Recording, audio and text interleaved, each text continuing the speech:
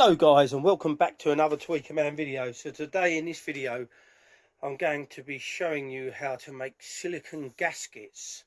So first of all, what we need to do this job is some baking paper, grease proof baking paper, or bako foil, or whatever you want to call it. And I've taped it to a couple of bits of MDF because they're nice and flat. And then we just need a tube of clear silicone sealant. Probably best to use the clear one because it'll be less obvious. Or if you're doing speaker building, you might want to use black. So when it goes into the baffle area and you stick your driver in there, you won't see it down the cracks. Well, you wouldn't really see clear so much either. But anyway, I'm using clear for this. So I'm starting by doing loads of lines of silicone on here. Okay, this takes up quite a few tubes.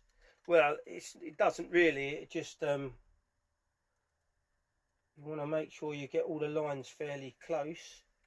So I'm doing this because this is going to be the damping to the side of the new Musical Fidelity X10D cabinet.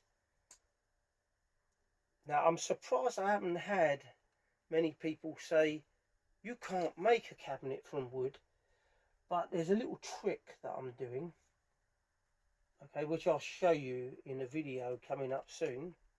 So here we go, this is this, like that. Now you're going to find this oozing out the sides, but it doesn't matter because if we turn it over on itself, make sure you cover it so there's no gaps because this will all squeeze together anyway.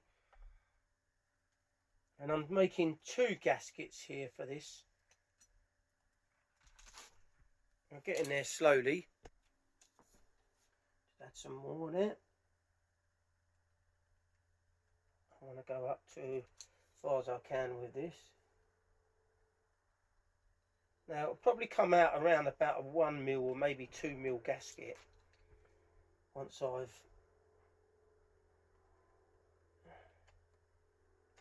got it going on here. Right, that's about right I think now. Now I did take that down the side there, but it seems to have moved a bit, so I need to put another bit of tape on there. I just want to keep it in place while I turn it over, otherwise it's going to land up becoming a bit of a disaster otherwise. Now I've tried this before and I've always had good results with it, so hopefully I'll have another good result today. And once we've done this, we're going to have to leave it to dry for a bit. Okay, so we'll move this over here and that over there, and then we want to take it like that and we want to turn it over onto here like that. Now it has come away again, so I'm just going to pull that off, and then we're going to stretch that out onto here. Move that over, just pull that out. Now that hasn't worked very well, as I thought it might not do. Okay, now you can see that there. Okay, now what we're going to do is we'll put this on top of it and we're going to push down on it. Okay, because we want to, and now I'm going to get a rolling pin. So I've got a rolling pin here. So I buy loads of rolling pins because I use them all the time for the beach. Okay, now we can take it off of there and roll it out as well. See, like that. And then what we want to do is we want to stick the piece of MDF back over the top of it afterwards. Now why we're using grease-proof paper is because the grease-proof paper shouldn't stick to the silicone. Well, it hasn't in the past when I've done it. So let's get that back over onto there again. Okay, now we're going to push down on it. Give it a really good moving all over. Wobble it. Doesn't matter if the silicone oozes out the sides, because that's what's probably going to happen, which it will. Give it a good bang down. Yeah. Okay, there we go. That's pretty good. So we're going to be leaving that to dry now.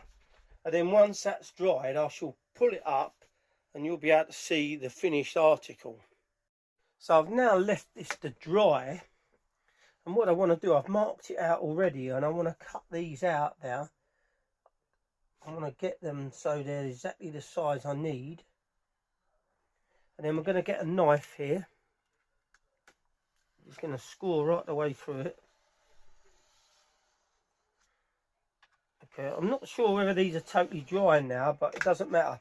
And for this project, I've decided to leave the paper on, because it'll be quite good, because I'll be able to saves having to damage the silicone that's sandwiched between the two.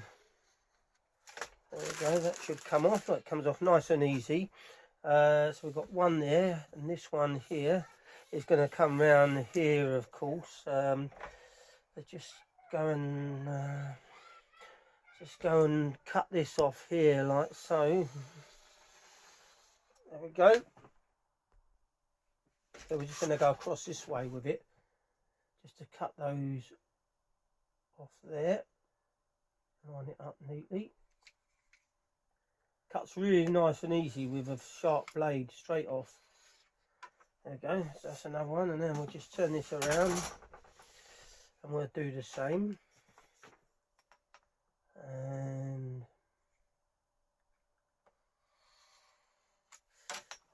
there we go. So that's our, I mean, if you was doing a speaker driver gasket, you would just have to get the right size circle, go round with the blade, and you can make a really nice gasket. So there we go, look, that's the gasket there. I'm leaving the paper on.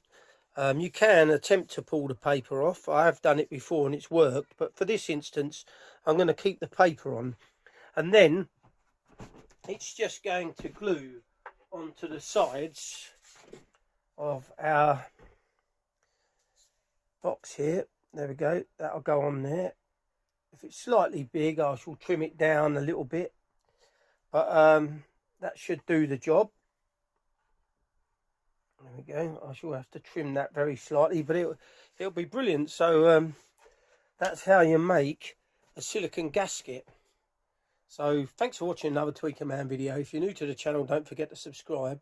Don't forget to give this video a like. Don't forget to press that notification bell so you're notified each time I upload a new video. And thank you for watching, guys.